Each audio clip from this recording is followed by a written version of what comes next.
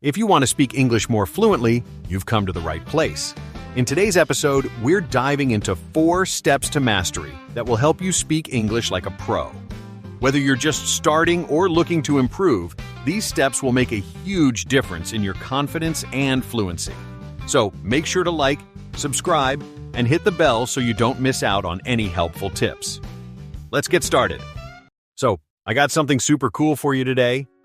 Welcome to Speak English More Fluently. 4 steps to mastery. I've been thinking a lot about how to speak English more fluently, and I feel like I've improved a lot, but I still get stuck sometimes, Do you have any tips, Sarah? Oh, I totally get that, John. One of the most important things to remember is that practice is key. Even just a few minutes a day can make a huge difference. You know what I mean? Yeah, I've heard that before, but sometimes it feels hard to find the time. What do you usually do? Honestly, I try to incorporate English into my daily life. It doesn't always have to be a formal study session. For example, I listen to podcasts or audiobooks while I'm cooking or commuting. And sometimes I'll even talk to myself in English when no one's around. That's a great idea. I never thought of using my free time like that. But what about when you're speaking? I often feel like I don't know what to say next, especially when I'm talking to native speakers. Oh, I've been there.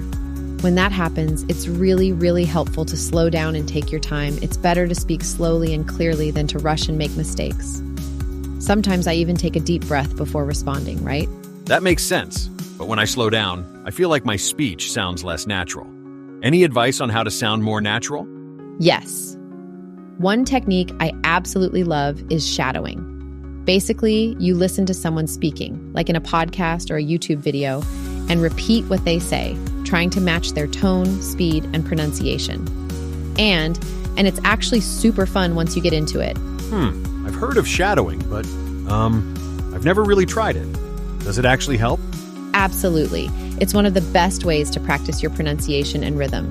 You can even try shadowing different accents to improve your understanding of how English sounds in different regions. I did this with American podcasts, and my accent improved so much, really quickly. That sounds fun. I'll definitely try that. But what about grammar? I know grammar is important, but I feel like I often forget certain rules when speaking. Yeah, grammar can be tricky. But honestly, don't stress about it too much while speaking. Focus on communicating clearly first. You can always correct yourself later. Over time, your grammar will improve as you speak more and get used to hearing the correct structures. The thing is, fluency is more about communication than perfection. So it's okay to make mistakes? Totally. Making mistakes is normal and part of the learning process. The important thing is to not be afraid of making them. Each mistake is a step forward. In fact, I always remind myself, if I don't make mistakes, I'm not learning. Do you know what I mean? It's about growth, not perfection. That's a great mindset. I think I've been too afraid to make mistakes sometimes, which makes me even more nervous to speak. I understand that. It's easy to feel that way. But you know what? I've also learned that using new words and phrases in conversations can really help boost your fluency. It's all about expanding your vocabulary and practicing it in real-life situations. Like whenever I learn a new word, I challenge myself to use it at least 3 times that day. So, just try to use new words in my conversations, even if I'm not 100% sure about them. Exactly. And don't worry about sounding perfect. The goal is to get used to using the language in different contexts. That's how you build confidence and fluency. Plus, the more you practice, the more natural those new words will feel. I remember when I first started using idioms, I was so awkward, but now they just flow naturally. That's so true. I think I'll start trying to use more new phrases, even if, I'm not sure how perfect they sound. Yes, and you can even learn common phrases that native speakers use in everyday situations. This will help you sound more natural and less formal. For example, instead of saying, I am going to the store, you could say, I'm heading to the store. It's much more casual and sounds like something a native speaker would say. Oh, I like that. I've heard people say heading to the store before, but I never thought about using it myself. Any other tips for sounding more natural? Definitely. One more thing I always recommend is to practice with other learners or find conversation partners online. This way, you're speaking regularly and getting feedback. You can also join language exchange programs to practice with native speakers who want to learn your language. I've made some amazing friends this way, actually. That sounds like a great way to practice. I've been wanting to find more people to speak with. Do you think speaking with other learners is just as helpful as speaking with native speakers? Oh, for sure.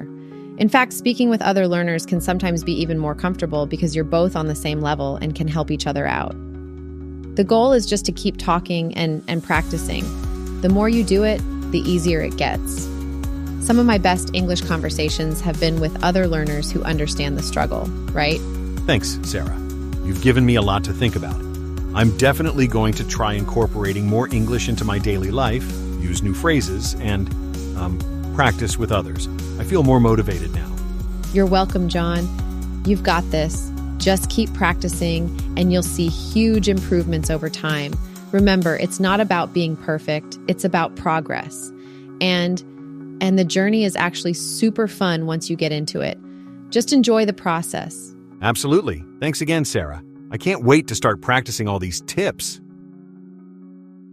Now, let's go over some important words and phrases from the conversation that will help you improve your vocabulary. These are especially helpful for beginners and intermediate learners. Fluently. When you speak a language smoothly and without hesitation, she speaks English fluently after practicing for several years.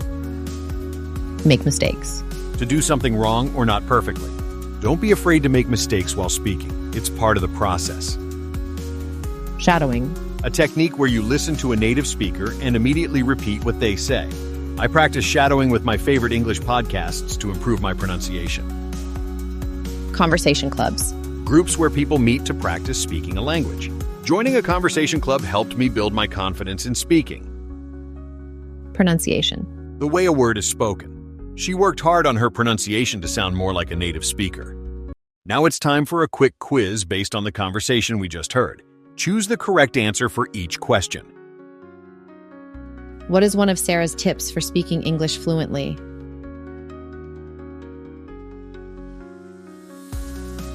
Answer: practice speaking every day. What does John think about making mistakes?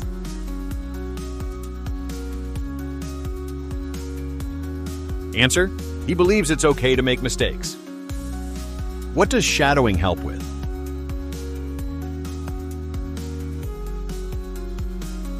Answer: improving pronunciation. What is the benefit of speaking slowly, according to Sarah?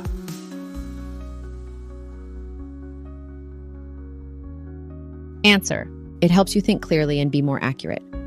In this step, we'll practice 4 sentences from the conversation. I'll say the first sentence, and you can repeat the second sentence after me. Ready? I've been thinking a lot about how to speak English more fluently. One of the most important things is to practice speaking every day. But what if I'm not sure if I'm saying things correctly? Making mistakes is part of the learning process. I hope you enjoyed this podcast. If you understand English and have difficulty speaking, I suggest you watch this video. Finally, subscribe to the channel for more videos and like the video.